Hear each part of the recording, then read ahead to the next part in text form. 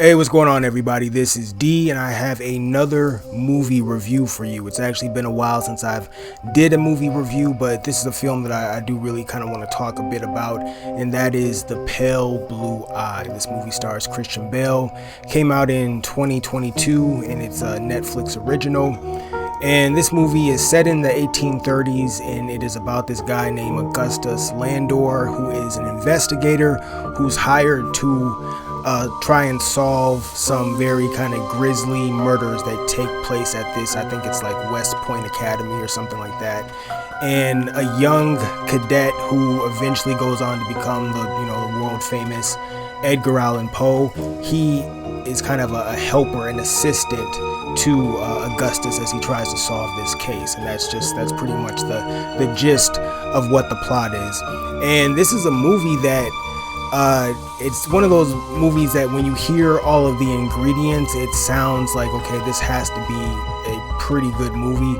And spoiler alert, it is. I do have a positive opinion of this film. I do think it's fairly good, but there's something, it's one of those things, the style and the idea of the movie, I think is more powerful than some of the actual execution of some of the things that take place. The aesthetics of the film work really well. The setting, you have this backdrop of the blackness of the bare winter trees, and then the contrast of the very white snow, and then the river, which isn't really frozen over. So you have this kind of navy blue flowing rushing river with this bright vibrant white snow, and then this very black kind of ominous, almost gothic forest, and it creates this very moody atmosphere and just look to the film. To the kind of environmental backdrop of this movie works really well, but there are moments where the style and the look of the movie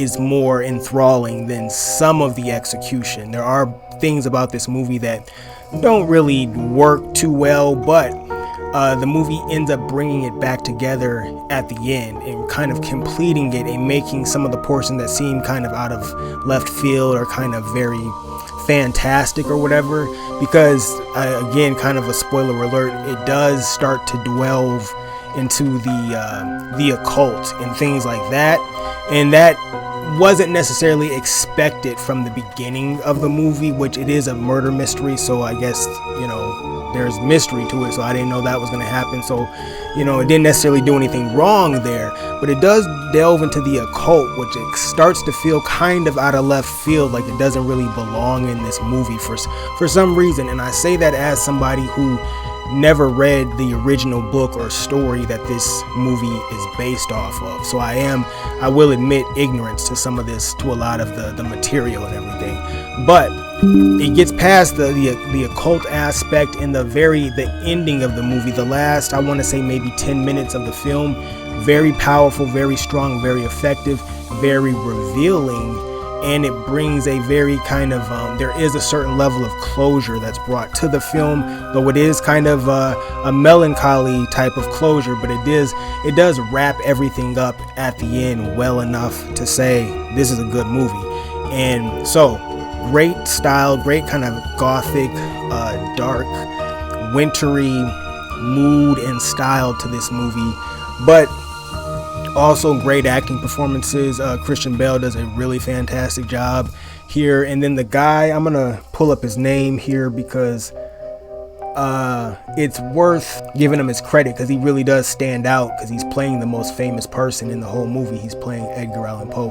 Harry Melling, he does a fantastic job as Edgar Allan Poe. He really looks like Edgar Allan Poe, minus the mustache. All the representations of Edgar Allan Poe I've seen in terms of photos and stuff from the past, he had that kind of that little mustache, and so this actor Harry Melling in this role really looks very close to Edgar Allan Poe, just minus the mustache, and just his performance overall is very engaging. It adds a certain level of just intrigue to the story as well, and just the presence of Edgar Allan Poe, it ups the intrigue of this environment, because it's weird. It is a dark kind of ominous setting that's going on, but there's kind of a bit of magic in the air to what's happening as well. It's this murder mystery, but there is something darkly fun about what's going on in terms of the chase of it all, the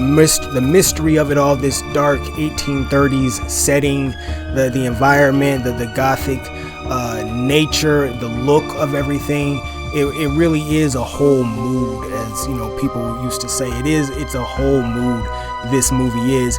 But like I said, it can feel slow, and that's not necessarily a bad thing. You know, I do think we get more conditioned to have quicker attention spans these days.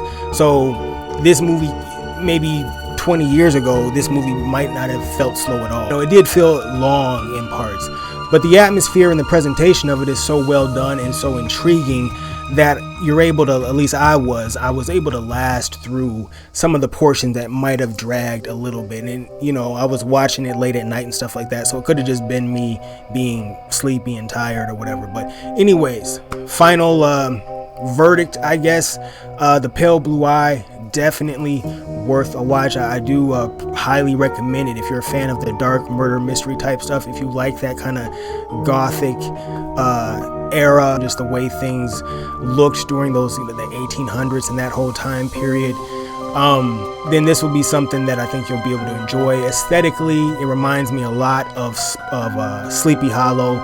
It also reminds me a lot of From Hell. Yeah, From Hell, with the Johnny Depp Jack the Ripper film. It reminds me a lot of that as well. Just that, you know, lanterns at night, walking on cobblestone streets and everything. It's like it's modern civilization, but there's still this kind of, you're right on the edge of wilderness. You're right on the brink of savagery, really. You know, it's kind of, it has that feel to it. So The Pale Blue Eye, check it out. So that is my review, and until the next time, I will catch you on the next go round.